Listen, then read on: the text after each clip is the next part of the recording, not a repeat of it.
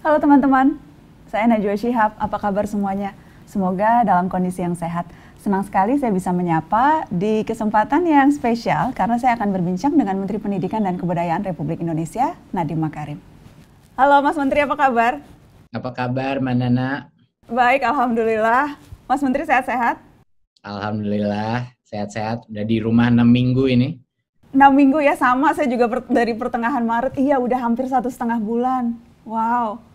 Makin kesini makin menyesuaikan diri atau makin kesini makin makin gelisah? Kayaknya kemampuan manusia untuk adaptasi itu cukup luar biasa ya. Kita Ya. bisa adjust to new normal lumayan cepat. Tapi ya secara psikologis pasti ada dampaknya lah. Dampak negatifnya gitu. Kadang-kadang kita kepengen jalan-jalan aja tuh kayak luar biasa gitu. Pertama Iya. kalinya kita benar-benar mengapresiasi berada di luar rumah gitu, walaupun Jakarta suka polusi dan lain-lain, tapi aduh apa yang bisa saya kasih kalau saya bisa keluar jalanan sebentar aja, puter-puter blok atau apa gitu. Jadinya Iya betul. perspektif berbeda. Tapi memang pandemi ini mengubah banyak hal dalam kehidupan kita ya. Dan bukan hanya kita, dan kita menjadi semakin sadar kita tuh semakin terkoneksi satu sama lain karena dunia semuanya mengalami ini. Saya mau diskusi dan saya mau tanya-tanya Mas Menteri soal itu. Seperti tadi Mas Menteri katakan tidak pernah terbayangkan kita akan berada dalam situasi yang seperti ini. Interaksi kita dengan manusia, dengan lingkungan, semuanya berbeda dan terjadi begitu cepat. Apa tantangan terbesar yang Anda rasakan saat ini dari berbagai perubahan yang drastis ini? Saya tantangan terutama adalah selalu menggunakan akal sehat dalam memfilter informasi. Sehingga kita bisa juga mengontrol reaksi emosional kita terhadap semua informasi tersebut. Karena bawaannya mau panik, Mbak Nana. Gitu. Bawaannya kan ketakutan gitu. Dan itu mungkin yang merupakan tantangan utama adalah untuk tidak lose control, untuk menjaga akal sehat dan hanya fokus kepada apa yang bisa kita lakukan saat ini gitu. Dan orang-orang yang bisa melakukan itu, dia pasti akan melakukan hal-hal yang rasional untuk kesehatan dia, keluarganya, maupun kesehatan perusahaan atau organisasinya dia. Tapi bagi yang panik atau reaktif, itu akan kemana-mana, saya rasa, dan menjadikan pola pikir yang tidak sehat. Iya, dan banyak sekali kemudian akhirnya muncul seperti yang tadi, kebohongan itu muncul dan dibalut seolah-olah ini valid. Teori-teori konspirasi yang kemudian muncul, wah ini, dan bukan hanya terjadi di negeri kita kan, kalau kita lihat di negeri-negeri yang dalam tanda kutip pendidikannya lebih maju atau masyarakatnya lebih terbuka, teori-teori konspirasi pun itu laku dijual. Wah ini disebabkan oleh menara 5G, wah ini disebabkan oleh senjata biologis massal yang sengaja diciptakan untuk menarget orang-orang tua. Wah, ini memang Yahudi, ini Cina, belum lagi kemudian dibalut dengan sentimen-sentimen ras yang menyebabkan ini menjadi semakin kacau balau, Mas Menteri. Betul, dan karena gini, manusia, satu hal mengenai psikologi manusia, dan ini satu hal yang mungkin hubungannya dengan pendidikan juga sangat penting, bahwa kalau terjadi suatu hal yang tidak bisa kita jelaskan, kenapa wabah ini terjadi bisa sampai berdampak kepada ekonomi dan kesehatan dunia sebesar ini, harus ada orang yang disalahkan, iya kan? Harus kita selalu, ada banyak sekali orang karena tidak mau menerima situasi ini suatu hal yang organik telah terjadi, tidak bisa menerima sehingga lebih mudah menyalahkan satu orang, satu pihak, atau mempercayai satu conspiracy theory. Itu adalah cara berpikir malas, iya kan? Sedangkan kalau kita percaya kepada saintis-saintis yang sudah berbicara, ini sudah diprediksi bertahun-tahun, Mbak Nana. Iya kan? Kita sudah banyak sekali saintis dan researcher dan dokter-dokter pun yang bilang bahwa pandemik seperti ini bukan masalah apakah akan terjadi, tapi kapan akan terjadi. Seperti Bill Gates telah melakukan 4 tahun yang lalu. Jadinya kalau kita benar-benar mendengarkan orang-orang yang terpintar dan yang paling saintifik, paling rasional, ini adalah suatu fenomena yang harusnya kita sudah mengerti bahwa ini akan terjadi. Dan kemungkinan besar, Mbak Nana, saya sedih menyebutnya, tapi bisa sekali terjadi lagi gitu. Tapi untunglah kita bisa belajar dari trial run ini. Walaupun dampaknya luar biasa, tapi yang terpenting kita belajar daripada experience ini sehingga kita bisa mengantisipasi bencana-bencana lainnya ke depan. Kuncinya di situ, bisa belajar. Seperti topik kita malam ini, bagaimana kita bisa belajar dari pandemi ini. Tapi sebelum masuk ke sana, saya tertarik ketika tadi Mas Menteri menyebut Bill Gates, karena ada artikelnya juga menarik, Bill Gates, How to Fight Future Pandemics. Yang menarik di situ adalah ia mengatakan ini kalau diibaratkan seperti perang dunia, ini kita semua sedang berperang, tapi manusia berada pada sisi yang sama semua. Manusia melawan virus. Dan bagaimana kita bisa menang melawan perang virus ini adalah kalau kita cukup punya amunisi yang berupa inovasi. Bagaimana kita bisa menemukan vaksin dengan lebih cepat, bagaimana kita bisa menemukan cara untuk menguji atau tes secara masif lebih akurat, bagaimana kita bisa melengkapi sistem kesehatan kita sehingga mampu merawat yang sakit. Jadi kita sekarang berpacu untuk menciptakan inovasi. Bagaimana kita bisa meyakinkan diri atau bagaimana kita bisa mempersiapkan diri untuk menang melawan perang dunia ini ya Mas Menteri? Kalau analoginya seperti itu. Yang pertama tadi kan kita mention mengenai penggunaan akal sehat. Akal sehat itu bukan hanya di setiap individu masyarakat, tapi di pemimpin-pemimpin kita juga harus menggunakan akal sehat. Kita berperang melawan suatu virus yang tidak mengenal border, tidak mengenal perbatasan, tidak mengenal ras, tidak mengenal negara. Tidak pilih-pilih, semua kena. Semua kena. Jadinya solidaritas kita sebagai spesies, sebagai satu kemanusiaan global, itu luar biasa pentingnya. Jadinya ini defining moment buat banyak sekali pemimpin-pemimpin politik, pemimpin-pemimpin bisnis, pemimpin-pemimpin masyarakat. Kita mau pilih jalur yang mana? Kita mau pilih jalur solidaritas di mana kita bergotong royong antara ras, antara negara, antara sektor ekonomi untuk menyelesaikan ini, atau kita akan hanya mengurus diri kita sendiri, menyelamatkan diri kita sendiri. Tapi ironisnya, kalau semua orang hanya memikirkan dirinya sendiri, semuanya gagal. Iya kan? Ini virus akan bayangkan kalau semua negara melakukan efektif pengcontainment COVID, tapi ada satu negara yang tidak melakukan, lalu semuanya sudah kelar COVID di negara lain, tapi negara ini nanti itu akan menyebar lagi. Jadinya ini merupakan tantangan kolaborasi yang luar biasa, gitu. Dan harapan saya kelihatannya tren kolaborasi antara negeri-negeri itu mulai positif, in general ya, nggak semuanya positif, tapi menurut saya ini suatu defining moment untuk kita tidak melihat diri kita sebagai ras-ras tertentu, bangsa-bangsa tertentu, tapi sebagai manusia. Mungkin saja ini akan jadi krisis terbesar yang dialami generasi kita ya Mas Menteri. This is our defining moment. Ini momen-momen di mana keputusan yang akan kita ambil sekarang, keputusan yang akan diambil oleh pemimpin-pemimpin kita nanti, itu bukan hanya berpengaruh sekarang, tapi juga akan membentuk dunia ke depan seperti apa. Jadi ada banyak sekali yang dipertaruhkan dalam minggu-minggu ini. Menurut saya stakes yang lebih penting lagi daripada resiko kesehatan adalah apa perubahan yang akan terjadi setelah itu. Kita mau jadi negara-negara yang terbuka atau tertutup. Kita mau menjadi masyarakat yang percaya kepada saintis dan expert-expert yang rasional, atau percaya kepada demagog-demagog atau conspiracy theory thinkers yang mengompori teori-teori konspirasi. Kita mau reaksi sebagai masyarakat melalui ketakutan atau dengan keyakinan dan solidaritas. Keputusan-keputusan itu akan lebih penting stakes-nya daripada menurut saya pun resiko kesehatannya sekarang. Yang jelas hidup kita tidak akan sama lagi. Apa yang terjadi saat ini yang kita hadapi selama 2 bulan terakhir ini itu mengubah begitu banyak hal dalam kehidupan kita. Sehingga kalaupun misalnya insya Allah kita akan segera bisa keluar dari pandemi ini, rasa-rasanya memang tidak semudah itu kembali ke seperti dulu, akan terbentuk normalitas yang baru, Mas Menteri. Apa saja itu kira-kira? Apa hal-hal normal yang baru yang akan kita lihat nanti? Mungkin kita mulai dari mikro ya, sebagai individu dulu. Value daripada keluarga. Itu luar biasa sih, berubah. Karena di rumah dengan keluarga dan menyadari itu adalah unit terpenting kita. Itu mungkin kita udah biasa menyebut itu, tapi belum pernah merasa seperti itu ya. Seberapa pentingnya keluarga.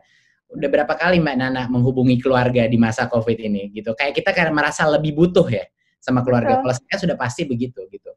Yang kedua menurut saya yang sangat berubah dan akan menjadi normal baru adalah kemampuan kita untuk bisa beroperasi dari manapun. Itu merupakan hal yang mengagetkan. Potensi kita untuk bekerja dan menjadi efektif dari manapun itu menjadi suatu pembelajaran yang sangat baru buat kita. Dan yang ketiga menurut saya yang akan menjadi normal baru adalah seberapa pentingnya kesehatan.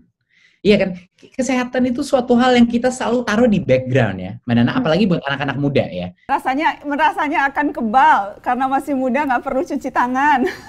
Itu semua berubah sekarang. Jadi seolah-olah COVID ini mengingatkan kita dengan berbagai macam pola hidup yang tidak sehat. Ini sekarang dilempar ke depan muka kita sehingga kita harus menghadapinya dan menyadari kesehatan itu nomor satu.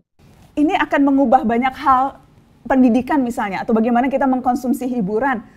Teknologi yang selama ini dianggap ya bisa untuk melakukan itu, tapi this is totally the next level ya. Ada betul-betul hampir semuanya bisa kita lakukan lewat teknologi. Betul. Jadinya kepentingan teknologi dalam private sector, social sector, dan public sector itu akan meningkat secara drastis. Itu sudah pasti. Dan apa yang tadinya kita hanya bisa lakukan face to face, itu akan berubah selama-lamanya. Dua sektor yang terpenting menurut saya yang akan berubah adalah pendidikan dan kesehatan. Yep. Ini yang dampak teknologinya mungkin terbesar ya. Di pendidikan karena dengan tools-tools software ada berbagai macam yang tadinya kita disekat-sekat karena terconstrain dengan classroom dan lain-lain. Sekarang kita bisa berhyper inovasi karena kita bisa lebih personalized, lebih segmented learningnya dengan multimedia. Jadi bukan hanya guru duduk di depan murid, tapi dengan berbagai macam tool-tool lainnya. Video, digital chalkboard, dan lain-lain. Sekarang Mbak Nana di rumah-rumah yang mengajar ini bukan cuma guru dan murid. Yang mengajar adalah sekarang kombinasi antara guru, murid, dan orang tua. Iya, dan itu yang ideal kan sebetulnya. Betul. Jadi orang tua tidak lepas tangan dari tanggung jawab pembelajaran anak. Itu yang kita inginkan kan? Itu luar biasa sih. Untuk pertama kalinya kita melihat dari dua sisi. Kita melihat orang tua untuk pertama kalinya sadar betapa sulitnya mendidik anak. Itu nomor satu. Jadi empati terhadap guru meningkat secara drastis. Dan di sisi lainnya, guru juga menyadari untuk pertama kalinya bahwa tanpa adanya peran orang tua yang baik dalam pendidikan itu, pendidikan anak ini tidak akan sukses. Jadinya krisis ini memaksakan suatu situasi ideal, bukan situasi ideal, tapi pembelajaran ideal, di mana pendidikan anak itu adalah kolaborasi antara orang tua dan guru. Dan bukan cuma orang tua, kadang-kadang kakaknya juga. Ya, seluruh keluarga. Ya, jadi keluarga, guru, dan murid itu merupakan satu tim untuk mensukseskan pendidikan anak. Dan dari situlah kalau saat kita keluar dari zona nyaman itulah di mana pembelajaran terjadi. Dan itu kita tarik lagi kepada kondisi COVID ini. Kita semua keluar dari zona nyaman, Mbak Nana. Dan ini membuktikan bahwa satu-satunya cara untuk benar-benar belajar dan grow, tumbuh sebagai individu, mau itu murid, mau itu orang dewasa, adalah untuk keluar dari zona nyaman kita. Disitulah level pembelajaran paling optimal. Tadi menarik ya Mas Menteri katakan soal bagaimana sains, orang menjadi semakin percaya sains seharusnya, menjadi semakin menjunjung ilmu pengetahuan. Dan kita tahu bangsa yang besar, bangsa yang menguasai sains. Dan apa yang bisa kita lakukan sebagai bangsa untuk mengejar kebutuhan itu? Karena kalau kita lihat angka-angka, kalau kita melihat hasil survei, rasa-rasanya sains belum menjadi prioritas bagi bangsa ini, Mas Menteri. Itu yang disayangkan. Tapi sekarang tidak ada pilihan. Kita tidak bisa melihat itu ke belakang, ini sudah di depan mata. Bagaimana cara kita mengejar ketertinggalan itu? Salah satunya dengan pendidikan, Mbak Nana. Ya, jadi kita di kementerian ini akan maju duluan dari sisi pendidikan, terutama di pendidikan IPA itu, bahwa cara kita mengajarkan sains itu harus berubah juga. Kita harus mengajarkan sains dalam konteks dunia yang real. Seperti banyak sekali kita mengajarkan ada acara-acara yang menjelaskan mengenai COVID, tapi sebenarnya itu suatu biochemistry. Kita lagi menjelaskan biologi, kita lagi menjelaskan suatu konsep IPA, tapi menggunakan COVID sebagai itu, atau menggunakan konsep matematika dengan testing, tapi menggunakan konteks COVID. Jadinya kita harus menjadikan sains itu sesuatu yang menyenangkan dan real, sesuatu yang punya benefit yang tangible di dunia yang nyata. Jadi kita harus mengajarkan anak kita dengan cara yang menyenangkan, dengan cara yang bukan teoritis saja, tapi dengan menggunakan contoh-contoh bagaimana sains membantu kita sebagai manusia. Salah satu kesadaran kita adalah kita melalui suatu krisis yang sudah diprediksi, tapi kita tidak mendengarkan sebagai dunia. Kita tidak mendengarkan saintis. Marilah kita belajar dari COVID untuk kita sekarang mendengarkan seluruh saintis dunia yang sudah sepakat bahwa climate change itu merupakan problem utama manusia ke depan ini. Bukan hanya pandemi, tapi juga ada satu krisis lagi yang potensinya lebih besar lagi, yaitu climate change. Apakah kita sebagai manusia akan ignore? Apakah kita akan memutuskan untuk tidak mendengarkan sains lagi seperti apa yang terjadi dengan COVID? Karena kalau kita tidak semua menyatu sebagai manusia seluruh bumi dan tidak semua sepakat untuk menangani ini, krisis ini tidak akan terhandle. Jadi harapan saya adalah, ya udah, harapan saya kita kapok Mbak Nana dengan COVID-19 sehingga kita sadar bahwa perubahan iklim harus kita tackle sebagai spesies manusia secara serentak sekarang, nggak bisa ditunda lagi, gitu. Dan itu harapan saya, dan harapan saya adalah dari sistem pendidikan akan kita dopong. Itu akan kita bantu dan akan kita fokuskan kurikulum IPA kita terhadap climate change dan terhadap apa yang terjadi perubahan di bumi ini dan apa yang harus kita lakukan untuk memitigasi masalah itu. Karena manusia tempatnya lupa, dan yang saya khawatirkan Mas Menteri, setelah kita kembali, setelah pandemi ini mereda, setelah sebagian dari kita mulai kembali di normal yang lama, kemudian kita akan lupa dan akan jadi sambil lewat nih. Padahal seharusnya never waste a crisis, kan ada saying seperti itu. Jadi jangan pernah kita menyia-nyiakan krisis begitu. Spesifik kalau misalnya kita bicara soal pendidikan, Mas Menteri, Hardiknas, Hari Pendidikan Nasional, evaluasi selama 6 minggu ini setelah eksperimen besar ini dilakukan begitu. Apa saja poin pembelajaran pentingnya menurut Mas Menteri kalau melihat sistem pendidikan kita? Pembelajaran nomor 1 buat saya ya, pembelajaran nomor 1 adalah gap atau ketidakrataan di Indonesia itu luar biasa. Jadi tambah seperti yang dibilang sama Mbak Nana tadi. Ada beberapa daerah-daerah di Indonesia yang benar-benar perlu sekali bantuan yang spesial dan khusus. Dan mereka itu sangat, jadi dengan kondisi krisis seperti ini, digital gap-nya juga widen, ekonomi gap-nya lebih widen lagi, dan itu menjadi suatu wake up call bagi kita gitu di pemerintah, bahwa wah ini benar-benar gap antara the have sama have not itu besar sekali. Jadi daerah-daerah tertinggal itu harus benar-benar dibantu. Itu nomor 1. Kedua adalah bahwa walaupun masih tidak ideal dan masih tidak optimal, memang pembelajaran face to face itu banyak positifnya. Tapi kalau kita menggunakan dan menjadikan hybrid dikombin dengan teknologi, potensinya menjadi luar biasa. Kalau ada kombinasi antara meeting bertemu face to face, tapi juga ada kombinasi dengan remote learning dan online learning, itu potensinya menjadi jauh lebih efektif kalau menurut kami. Dan itu yang akan dilakukan, membuat perpaduan digital dan non digital itu, Mas Menteri? Pasti. Bukan hanya di sistem pembelajaran, tapi di semua back-end sistemnya juga. Bagaimana cara guru melatih diri, bagaimana cara guru mencari informasi, bagaimana koordinasi atau komunikasi antara guru dan orang tua, itu kan semuanya bisa di-digitize. Ya. Jadinya itu merupakan suatu akselerasi di tim kami untuk mendigitize berbagai macam hal. Bukan untuk malah konsepnya bukan untuk mereplace guru, tapi malah untuk memperkuat potensi guru. Teknologi untuk memperkuat potensi guru. Itu menurut saya luar biasa gitu. Jadi momentum ini bisa menjadi momen Mas Menteri untuk membangun dari awal atau hard reset tatanan pendidikan Indonesia yang memang lebih ideal, yang mungkin saja baru sama sekali seperti halnya yang memang sudah berusaha dilakukan sejak awal menjabat.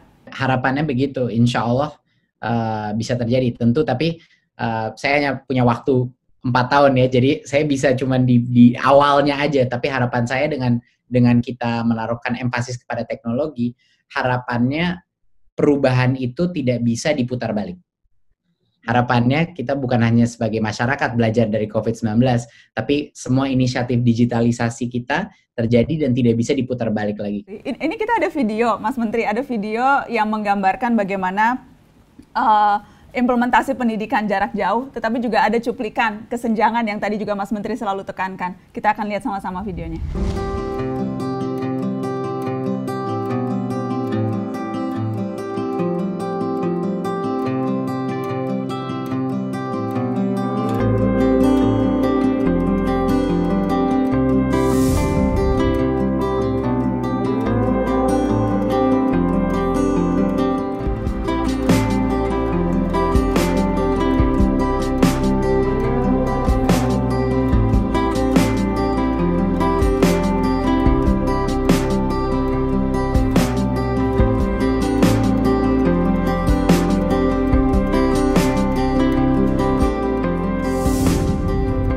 Kewajiban saya yang harus saya jalankan. Saya yakin bahwa di daerah lain banyak yang juga melakukan hal sama dengan saya, hanya saja itu tidak terekspos. Ada begitu banyak pola-pola pembelajaran jarak jauh yang dilakukan, dan lagi-lagi kita melihat bagaimana dedikasi guru-guru yang tetap menempuh berbagai hal yang tampaknya berat begitu, tapi mereka lakukan karena kecintaan pada anak-anak. Mas Menteri, komentar soal itu dong. Suatu hal yang saya secara personal belajar adalah mau ada teknologi seperti apapun, secanggih apapun, inovasi sebesar apapun, ujung-ujungnya yang benar-benar melakukan perubahan di lapangan adalah hati nurani seorang penggerak. Dan itu yang guru yang datang ke pintu-pintu setiap muridnya itu menunjukkan bahwa di ujung-ujungnya itu sebenarnya guru dan tentunya orang tua yang akan membuat perubahan tersebut. Dan itu merupakan suatu hal yang sangat inspiring buat saya melihat guru-guru seperti itu. Itu namanya guru penggerak tuh Mbak Nana. Seperti gitu lah. Mereka tuh nggak disuruh, udah bergerak duluan. Dan harus kita beri mereka bantuan, kita empower mereka untuk menjadi pemimpin-pemimpin pendidikan di masa depan kita. Gitu. Itu suatu hal sangat penting. Tapi itu luar biasa waktu saya mendengar mengenai berbagai macam kesulitan orang-orang untuk sekolah-sekolah dan guru-guru untuk belajar melalui jarak jauh. Itu pertama kita memberikan berbagai macam opsi di online learning. Terus banyak yang nggak punya koneksi internet atau tidak mampu kuota. Jadi kita bikin TVRI, belajar dari rumah. Kita ada inisiatif, kita cobalah semua. Kita juga di kementerian juga belajar kan. Jadi kita mencoba berbagai macam hal. Pakai TV. Lalu ada yang bilang tidak punya sinyal TV. Bahkan ada yang bilang tidak punya listrik. Itu bikin saya kaget yang luar biasa. Saya pun belajar sebagai menteri bahwa Indonesia ini masih banyak area-area yang sebenarnya tidak terbayang bagi kita di Jakarta. Gitu. Benar-benar tidak terbayang bahwa ada yang masih tidak punya akses ke listrik. Bayangkan, atau listriknya tuh cuma nyala beberapa jam sehari, Mbak Nana. Mas Menteri, saya teringat saya waktu itu sempat menyaksikan wawancara salah satu pejabat di Menteri Luar Negeri Singapura yang kemudian sempat menyebut pandemi yang melanda dunia saat ini tuh dapat menjadi sarana untuk menilai kualitas bangsa dalam 3 aspek. Jadi dia bilang aspek pertama itu apakah sistem layanan kesehatannya disiapkan dan berjalan dengan baik atau tidak. Kemudian apakah sistem pemerintahannya atau governance-nya itu efektif atau tidak. Dan yang ketiga, apakah modal sosial yang ada di suatu negara itu tumbuh subur atau tidak. Dan ketiganya itu bagaikan tripod, masing-masing itu kalau satu nggak ada akan timpang. Saya ingin Mas Menteri memberikan komentar soal itu. Karena kalau kita lihat poin ketiga, minimal modal sosial. Rasa-rasanya modal sosial kita malah justru bertambah subur saat ini. Di tengah masa pandemi, kita lihat ada begitu banyak aksi-aksi solidaritas yang dilakukan, begitu banyak aksi-aksi kerelawanan yang dilakukan, tetapi apakah itu cukup? Bagaimana cara kita memastikan modal sosial ini tumbuh subur, tetapi juga governance tetap efektif dan sistem layanan kesehatan juga tetap bisa melayani orang dengan maksimal. Indonesia dengan negara kepulauan salah satu yang terbesar di dunia, di mana juga kemampuan pemerintah itu juga limited untuk bisa menghandle 260 juta orang, 270 juta orang di jumlah kepulauan terbesar. Disitulah di mana azas gotong royong Indonesia itu berkembang. Dan menurut saya secara historis di sejarah kita, karena kerumitan dan kompleksitas dan keberagaman negara kita, azas gotong royong itu timbul karena itu di Indonesia. Dan itu yang kita lihat sekarang terjadi di COVID-19. Salah satu titik terang yang sekarang sudah hampir ditulis di artikel-artikel luar negeri ya, Mbak Nana, mengenai apa yang terlihat di Indonesia adalah penggerak organisasi dan individu di berbagai macam kalangan. Itu luar biasa gejolaknya. Yang terpenting itu adalah terus terjadi. Karena kalau itu terus terjadi, itu melatih muscle kita, itu melatih tadi social capital kan, modal sosial kita. Modal sosial kita. Dan setiap kali kita melatih otot modal sosial kita menjadi lebih kekar sebagai bangsa.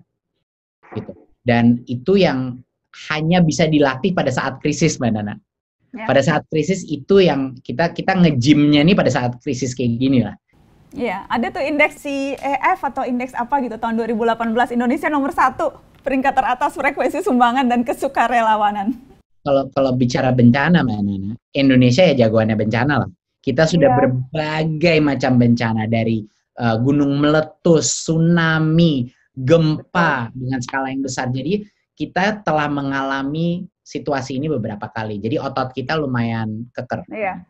Belum lagi yang konflik-konflik sosial yang kita sayangkan sempat terjadi dulu begitu. Tapi alhamdulillah setiap krisis itu seharusnya kita muncul dengan menjadi lebih kekar, bahasanya Mas Menteri itu ya. Dan pandemi ini juga seharusnya membuat kita jauh lebih kekar karena semakin terlatih. Betul. Mas Menteri, ada pesan terakhir apa yang ingin Anda sampaikan di Hari Pendidikan Nasional nih? Apa pesan terakhir Mas Menteri? Pesan saya adalah tema hari ini ya. Bahwa memang benar kita sedang melalui krisis yang sangat serius, krisis kesehatan, krisis psikologis, dan krisis ekonomi. Ya, semuanya kena. Ada yang lebih kena dari yang lain, tapi semuanya kena. Sangat mudah di dalam situasi ini, Mbak Nana, hanya untuk melihat negatifnya saja. Sangat mudah untuk kita malas berpikir dan kita hanya melihat ini sebagai suatu bencana. Tapi cara yang lebih sulit, tapi cara yang lebih penting dan lebih akan berguna bagi kita adalah kalau kita belajar dari COVID. Kita menggunakan kesempatan ini untuk belajar mengenai sains, mengenai kesehatan, mengenai pendidikan, mengenai teknologi. Kita belajar dari krisis ini mengenai kepemimpinan. Dan kita belajar yang terpenting, kita belajar dari krisis ini mengenai diri kita sendiri dan hati nurani kita. Terima kasih banyak Mas Menteri Nadiem Makarim sudah berbagi untuk kita. Terima kasih Mbak Nana untuk waktunya. Senang sekali bisa ngobrol. Sehat-sehat terus ya Mas, salam untuk keluarga. Sama, alhamdulillah. Terima kasih, assalamualaikum. Waalaikumsalam warahmatullahi wabarakatuh. Terima kasih teman-teman yang sudah menyaksikan.